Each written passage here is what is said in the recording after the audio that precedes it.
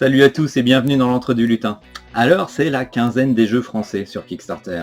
Effectivement, je vous ai déjà parlé de Oko Chronicle, mon coup de cœur de l'autre jour, qui vient de sortir sur Kickstarter et qui est financé.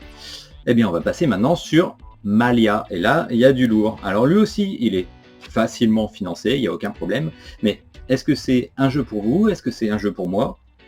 On va voir ça ensemble.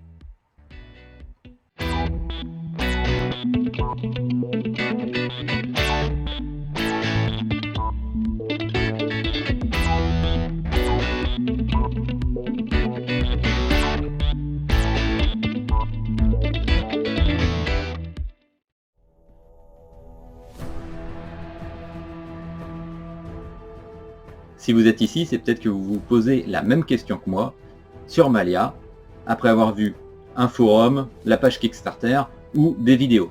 D'ailleurs, je vous incite à regarder la vidéo d'un monde de jeu qui est très bien fait pour expliquer une partie. Après, vous pouvez très bien aller sur le TTS. Moi j'ai sauté le pas, c'est pas trop mon truc TTS, mais au moins ça m'a permis de faire une petite partie de la version démo pour voir un peu toutes les règles.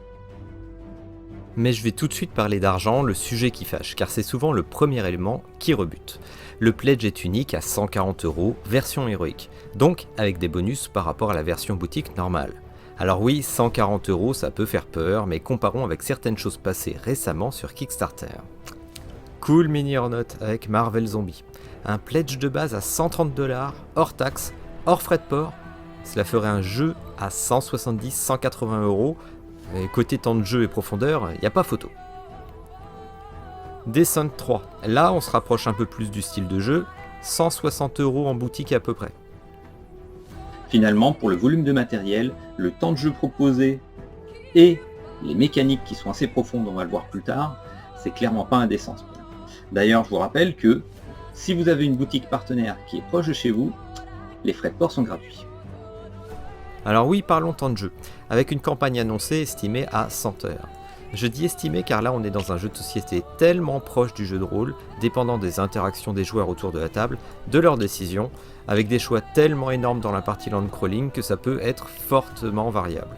Si les joueurs veulent aller à l'opposé de leur quête pour aller visiter, explorer, ils le peuvent en open world. Comme m'a dit un des designers du jeu que j'ai eu au téléphone, c'est comme Skyrim. On peut tellement naviguer autour de la quête principale pour faire de l'annexe que cette durée de vie est très variable selon les joueurs.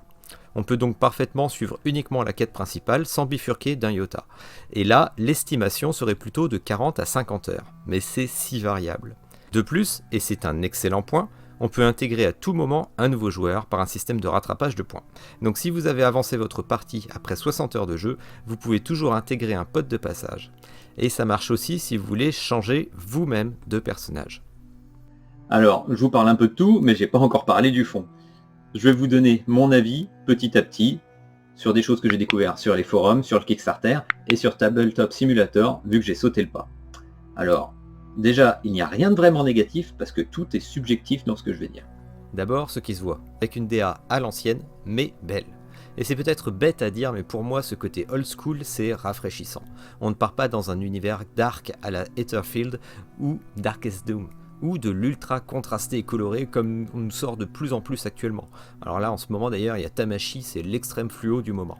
Non, là on a quelque chose qui se tient, qui est cohérent visuellement, sans vous brûler les rétines. Le jeu est ouvert, mêlant land crawling, dungeon crawling avec phase d'infiltration ou de combat. Le TTS m'a permis de lever le doute que j'avais sur les différentes mécaniques de ces phases de jeu. Alors oui, c'est dense, cela demandera une forte implication pour maîtriser les aspects et ne pas se plonger dans le livret de règles toutes les 2 minutes. Mais l'iconographie est bien trouvée, forte, déconcertante au début car elle habille et semble emplir toutes les fiches, toutes les cartes, mais on s'y fait assez vite et leur fonction découle naturellement. La gestion des phases de la journée et de la météo est aisée et apporte de la cohérence dans les événements. C'est un réel plus pour l'immersion.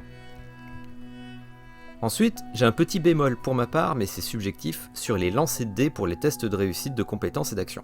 La mécanique est bien pensée, mais cela peut être long à force de sessions, ce principe de relancer les dés jusqu'à la réussite ou l'échec, et non pas un résultat direct après un lancer suivant vos caractéristiques. Mais cela ajoute un charme et un roleplay possible en nuançant l'échec et la réussite. Je parle d'échecs, mais non, il n'y en a pas dans ce jeu. Vous ne pouvez d'ailleurs pas mourir. Non, votre route sera déviée, vous aurez d'autres possibilités, vous serez entravé, mais on ne perd jamais. Le jeu se veut non punitif. Encore un bon point pour ceux qui veulent faire découvrir le jeu de rôle d'ailleurs. Alors ce jeu est-il fait pour vous ? Eh bien je dirais que si vous avez un groupe constitué, un groupe de rôlistes constitué, ce jeu est idéal. Si vous avez l'habitude de vous retrouver, de faire des grosses sessions ensemble, c'est parfait.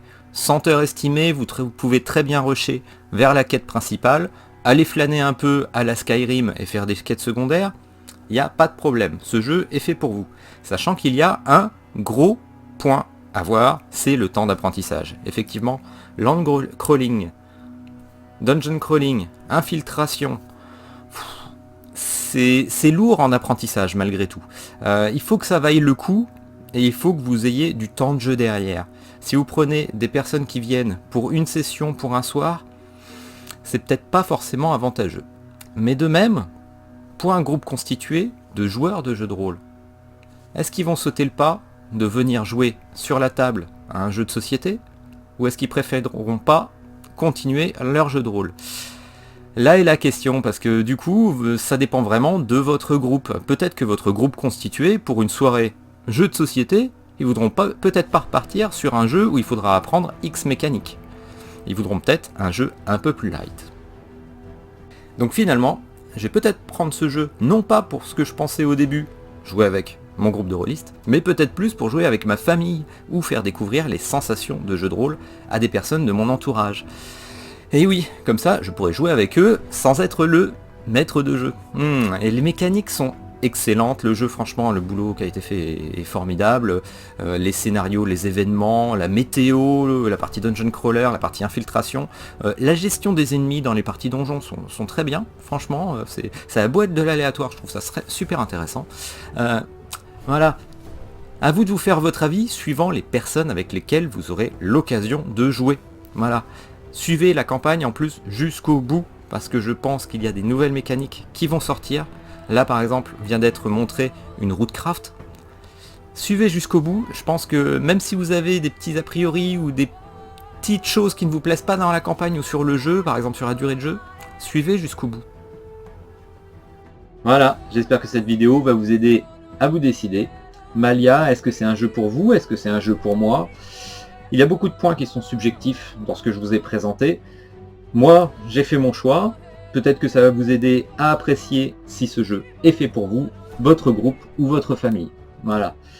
Si vous voulez des informations sur d'autres jeux de société, des parties complètes, inscrivez-vous. Il y aura également un peu de session de peinture, ça fait longtemps que j'en ai pas fait. Je pense que la prochaine session de peinture, ça va être un petit apprentissage sur l'OSL pour présenter un peu à tout le monde. Laissez des commentaires, qu'on discute un peu quand même. Et puis un petit pouce, voilà, ça me fera plaisir. Et je vous dis à la prochaine sur la chaîne. Allez, salut!